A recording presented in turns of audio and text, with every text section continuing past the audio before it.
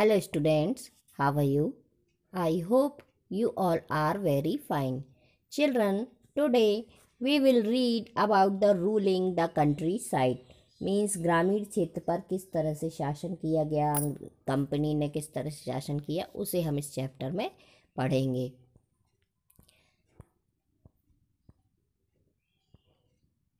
Children, मैं आपको chapter को शॉर्ट में बताऊंगी. You have to read the chapter deeply. The company becomes the diwan. On 12th August 1765, the Mughal Emperor appointed the East India Company as the Diwan of Bengal. The actual event most probably took place in Robert Clive's tent, with a few Englishmen and Indians as witnesses. But in the painting above, the event is shown as a majestic occasion taking place in a grand setting. The painter was commissioned by Clive to record the memorable events in Clive's life. The grant of Diwani clearly was one such event in British imagination. Children, 12 अगस्त 1765 को Mughal emperor ने east India company को बंगाल का दीवान बना दिया और यह उनके लिए एक बहुत ही बड़ा अचीवमेंट था. तो इस पेंटिंग के हिसाब से हम देख सकते हैं कि इस पेंटिंग में दिखाया गया है कि बहुत ही ग्रैंड फंक्शन उस समय हुआ और जो नवाब था उन्होंने कंपनी को दीवान बनाया, लेकिन एक्चुअली में ऐसा नहीं हुआ होगा.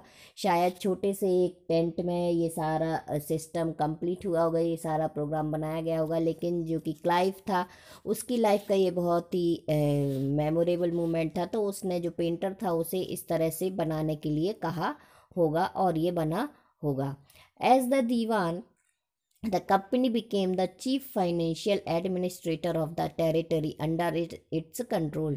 Now it had to think of administering the land and organizing its revenue resources. This had to be done in a way that could yield enough revenue to meet the growing expenses of the company. A trading company had also to ensure that it could buy the products it needed and sell what it wanted. जब दीवान बन गई company तो अब उसके सामने ये बात थी कि चीफ फाइनेंशियल एडमिनिस्ट्रेटर बनने के बाद सारा कंट्रोल किस तरह से देखा जाए पूरे आर्थिक मामले को, क्योंकि वो मुख्य शासक बन चुकी थी और अब उसे अपनी ज़मीन पर शासन चलाना और किस तरह से अर्निंग हो उसको व्यवस्थित करने का रास्ता ढूंढना था. इसके लिए उन्होंने ऐसा रास्ता ढूंढा जिससे कंपनी के जो खर्चे बढ़ रहे थे उनको भी पूरा किया जा सके और बाकी और चीज़ों के लिए भी आमदनी जुटाई जा सके. Revenue for the company. अब इसके लिए उन्होंने जो सिस्टम्स चलाए उसमें सब रेवेन्यू जो लगाए उसको हम देखते हैं. The company had become the diwan but still saw itself primarily as a trader. It wanted a large revenue income but was unwilling to set up any regular system of assessment and collection. The effort was to increase the revenue as much as it could and buy fine cotton and silk cloth as cheaply as possible. Within 5 years, the value of goods bought by the company in Bengal doubled. Before 1865, the company had purchased goods in India by importing gold and silver from Britain.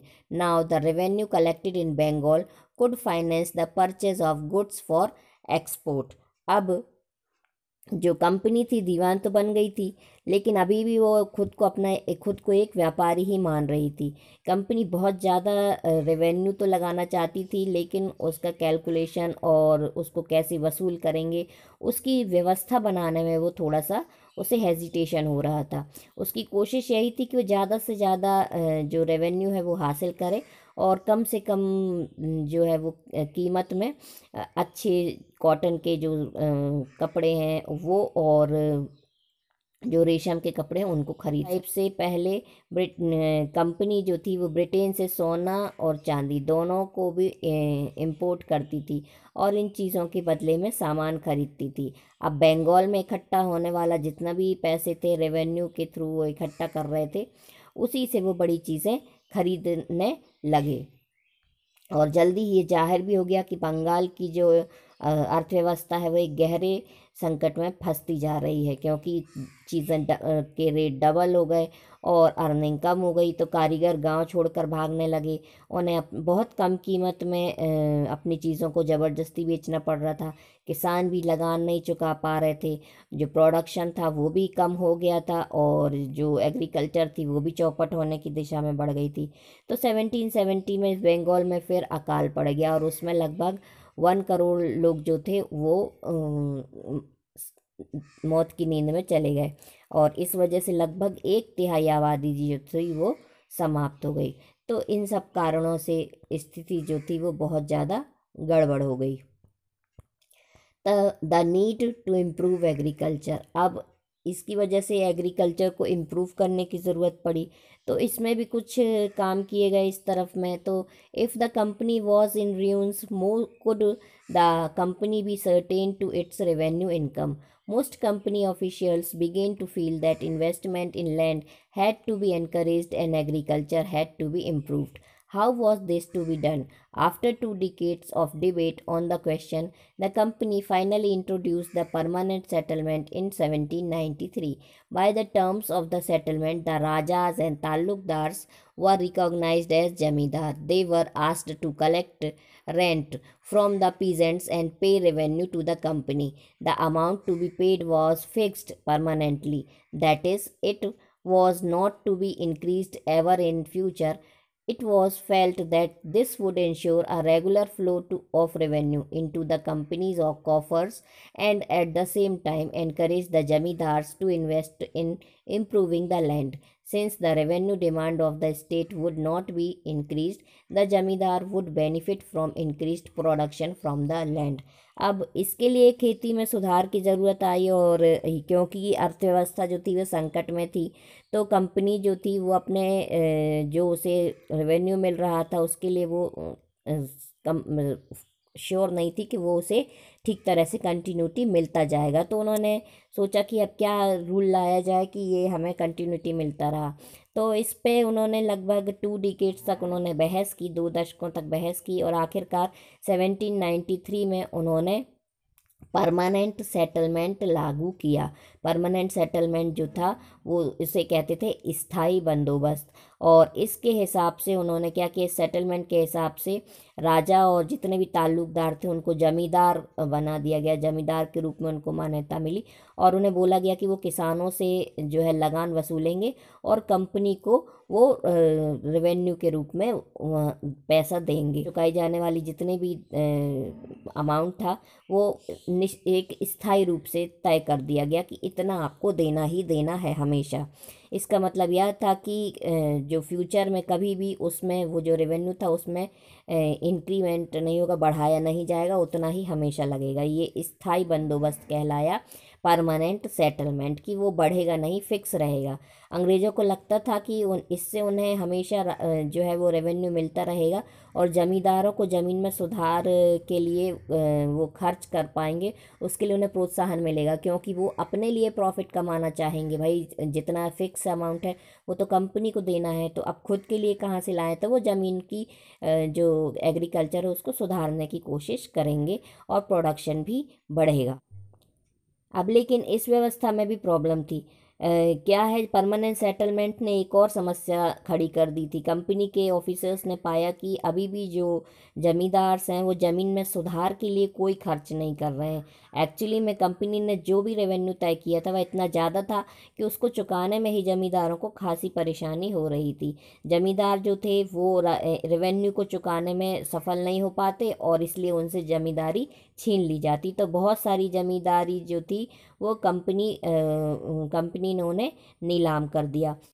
19वीं सदी के पहले तक तो हालात बिल्कुल बदल गए। बाजार में कीमतें बढ़ी और धीरे धीरे खेती का विस्तार होने लगा। जमींदारों की आमदनी में सुधार तो आया, लेकिन कंपनी को कोई फ़ायदा नहीं हुआ, क्योंकि जो उनका रेवेन्यू था वो तो फिक्स था, और उसके बाद भी जमींदारों ने बहुत ज़्यादा उसमें कोई भी इंटरेस्ट ऐसा नहीं दिखाया कि हम ज़मीनों को सुधार दें। दूसरी तरफ गांव के किसानों को यह व्यवस्था बहुत ही ज़्यादा दमनकारी लगने लगी।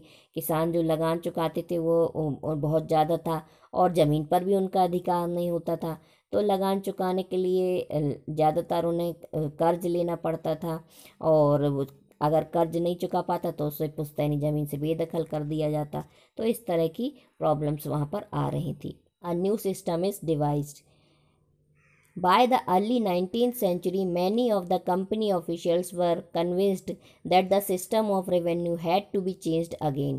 How could revenues be fixed permanently at a time when the company needed more money to meet its expenses of administrations and trade? In the northwestern provinces of the Bengal Presidency, most of this area is now in Uttar Pradesh. An Englishman called Holt Mackenzie devised the new system which came into effect in 1822. He felt that the village was an important social institution in North Indian society and needed to be preserved. Under his direction, collectors went from village to village, inspecting the land, measuring the field, and recording the customs and rights of different groups. The estimated revenue of each plot within a village was added up to calculate the revenue that each village had to pay. Village means mahal. This demand was to be revised periodically, not permanently fixed. The charge of collecting the revenue and paying it to the company was given to the village headman rather than the jamidar. This system came to be known as the Mahalwari settlement. अब इसके बाद नया system लाया गया जिसे Mahalwari system बोला गया। 19 century की शुरुआत में ही कंपनी के बहुत सारे अधिकारियों को इस बात का विश्वास हो गया कि जो रेवेन्यू का जो सेटलमेंट है उसमें दोबारा बदलाव की ज़रूरत है। तो बंगाल की प्रेसिडेंसी जो थी उस समय नॉर्थ वेस्ट जो जितने भी इलाके थे, ज़्यादातर अब उत्तर प्रदेश में है, वहाँ के लिए हॉल्ट मैकेंजी नाम के जो ब्रिटिशर्स था उसने एक नई व्यवस्था तैयार की और जिसे 1822 में लागू किया गया। इसके अनुसार, इस व्यवस्था के अनुसार मैकेंजी को विश्वास था कि जो नॉर्थ इंडियन सोसाइटी है, गांव एक महत्वपूर्ण सामाजिक जो है वो इंस्टीट्यूशंस हैं, सोशल इंस्टीट्यूशन है, और उनको बचाए रखना ज़रूरी है। तो उसने आदेश दिया कलेक्टरों को कि और गांव-गांव का दौरा करें, ज़मीनों की जांच करें, खेतों को मेजर करें, और जो है राइट्स हैं, जो कस्टम्स हैं, उनको भी रिकॉर्ड में रखें, और डिफरेंट ग्रुप्स हैं जो उनको भी कुछ अधिकार प्रदान करें। गांव के एक एक खेत के जो रेवेन्यू था उसको जोड़कर एक पूरा गांव का सिस्टम बनाया गया कि एक एक खेत से कितना मिलेगा, और फिर पूरा कैलकुलेट करके वो गांव से कितना वसूल किया जाएगा, और उस गांव को जो समूह होता था गांव का उसे महाल्स बोला जाने लगा, और उसके हिसाब से जिसकी जितनी ज़मीन उसके हिसाब से कैलकुलेशन करके जो है रेवेन्यू लिया जाने लगा। तो वो पूरा एक ग्रुप बना करके पूरे के पूरे गांव से रेवेन्यू लिया जाने लगा, और इसको जो है वो परमानेंट नहीं किया गया। इसमें बीच बीच में उसमें जो थे वो पीरियडिकली उनको चेंज करने की व्यवस्था रखी गई, उनमें संशोधन की गुंजाइश रखी गई।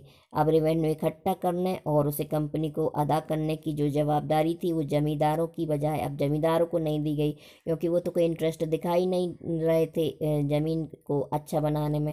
तो फिर उसको गांव का जो मुखिया होता था उसको सौंप दिया गया कि जिसकी जितनी ज़मीन हो उस हिसाब से उससे रेवेन्यू लेके और इतना रेवेन्यू जो है वो कंपनी को दिया जाएगा। हाँ, उसे बाद में घटाया बढ़ाया भी जा सकता था, और इसे महलवारी जो था बंदोबस्त का नाम दिया गया, महलवारी सेटलमेंट का नाम दिया गया। उसके बाद आया the Munro system. In the British territories in the south, there was a similar move away from the idea of permanent settlement. The new system that was devised came to be known as the Rayatwari or Rayatwari. It was tried on a small scale by Captain Alexander Reed in some of the areas that were taken over by the company after the wars with Tipu Sultan, subsequently developed by Thomas Munro. This system was gradually extended all over South India. Reed and Munro felt that in the south there were no traditional jamidars. The settlement, they argued, had to be made directly with the cultivators ryots who had tilted tilled the land for generations. Their fields had to be carefully and separately surveyed before the revenue assessment was made. Munro thought that the British should act as paternal father figures protecting the riots under their charges। अब जो Munro system था उसमें क्या किया, जो British जितने थे उनके कंट्रोल में जो साउथ इंडियन जितने भी इलाके थे उनमें ये व्यवस्था लगाई गई थी परमानेंट सेटलमेंट की। और अब इसकी जगह पर नई व्यवस्था को अपनाया जाने का प्रयास किया जाने लगा। वहाँ जो नई व्यवस्था विकसित हुई उसे फिर रैयतवारी का नाम दिया गया, रैयतवार या रैयतवारी का नाम दिया गया। कैप्टन अलेक्जेंडर रीड ने टीपू सुल्तान के साथ चले जितने भी युद्ध थे उसके बाद कंपनियों के द्वारा कब्जे में लिए गए कुछ इलाकों में इस व्यवस्था को आजमा कर देख भी लिया था। टॉमस मुनरो ने इस व्यवस्था को विकसित किया और धीरे धीरे पूरे जो हमारा साउथ इंडिया था, दक्षिण भारत था, उसमें यह व्यवस्था लागू कर दी गई।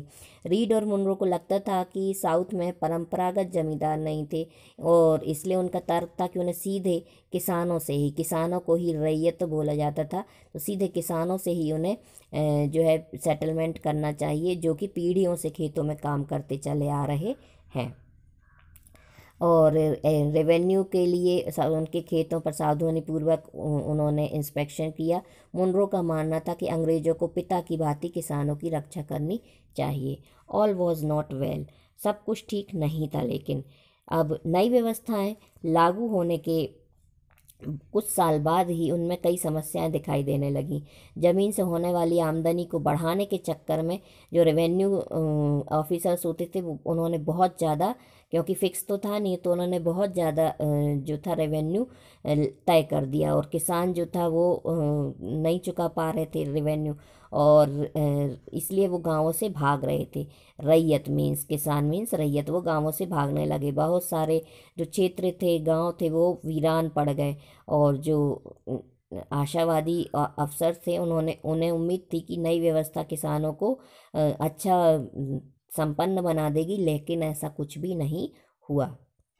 इसके बाद बात आती है क्रॉप्स फॉर यूरोप। तो क्रॉप्स फॉर यूरोप को हम नेक्स्ट वीडियो में देखेंगे।